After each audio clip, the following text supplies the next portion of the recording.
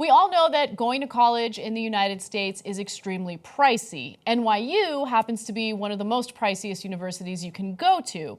So as a result, administrators at NYU are coming up with a new pilot program, they're testing it out, that would allow incoming students to dorm with senior citizens in senior citizen housing facilities. And it would essentially cut the costs of housing for people going to NYU.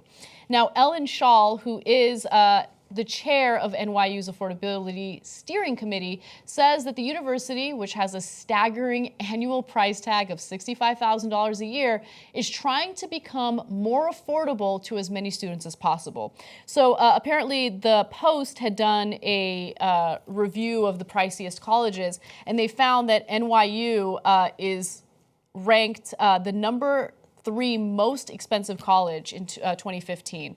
So they want to do something about that. They don't want to lose potential talented students. And so they're like, okay, maybe we can find a solution where you would pay half the money that other students pay to dorm with, elderly people. Right. And you would essentially do like community service by helping them out. You'd volunteer at the facilities, and you would pay a lot less money to dorm there. This is one of those where you're like, any college student, would they want to live with a senior citizen? Like, think about it. When you were in college, everything that you were doing, trying to sneak your boyfriend in, is it like living with your grandparents? Or yeah, it is. It is living. How does that, It's even more.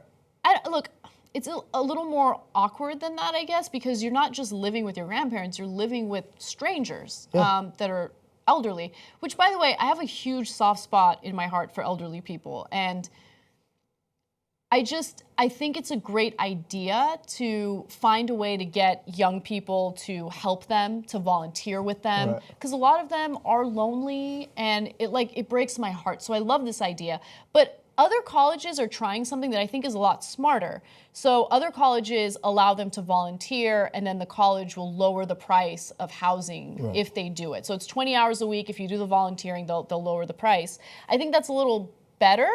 But I don't know. I don't know how this is going to work out. All I know is they're going to try it and see what happens. Just to give you an idea of how much it costs to live on campus, undergraduate students who choose to live on campus after freshman year pay anywhere from $10,454 for a shared studio bedroom, which is fucking unbelievable, to $21,112 for a private room in a suite.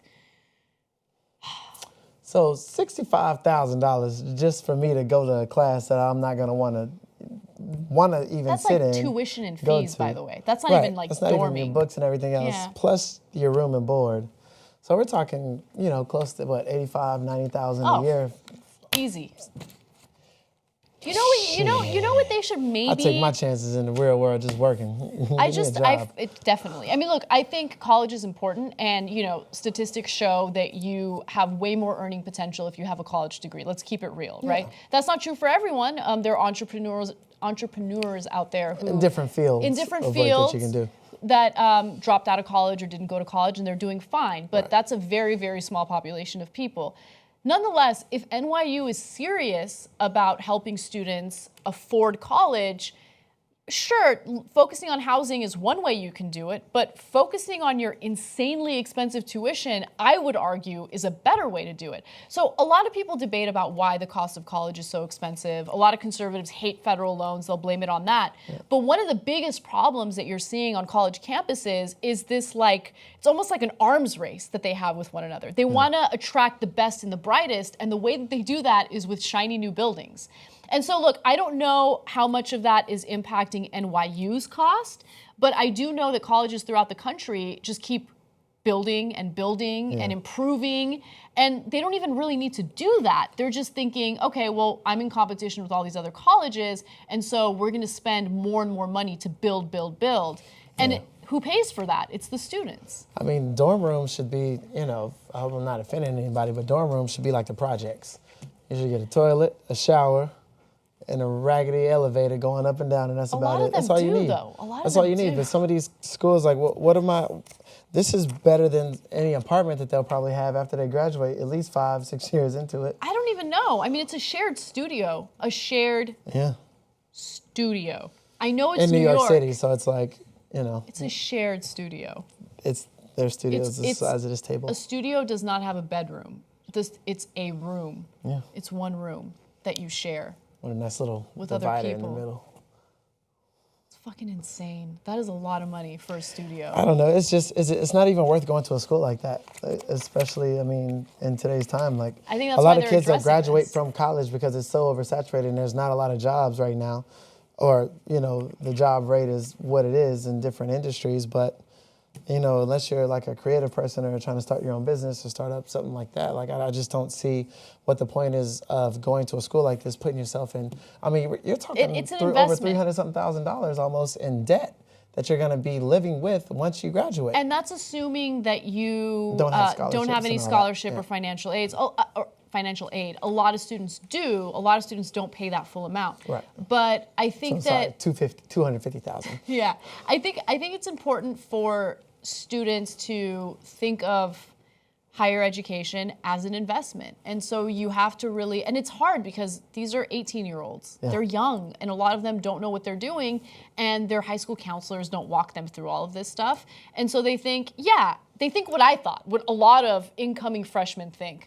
Who cares what I'm gonna spend, right? I'm gonna end up being a millionaire once I graduate. But no, you're not. You have to look at what your earning potential is gonna be with the major that you've chosen. Yeah. Is this pricey school a good investment given what you wanna do?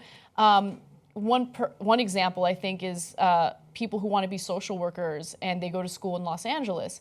It drives me nuts when people tell me they want to be social workers and they go to USC.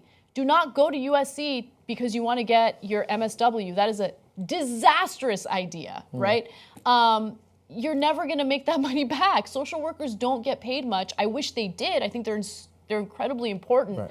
But they don't get paid much. And so go to a state school. Please don't take out gigantic loans for a career that unfortunately is not going to make you rich. We need independent media to make sure that we hold corporate media accountable. The people that can make that happen is you. You make the Young Turks possible. tytnetwork.com/join. Join us. Be the revolution.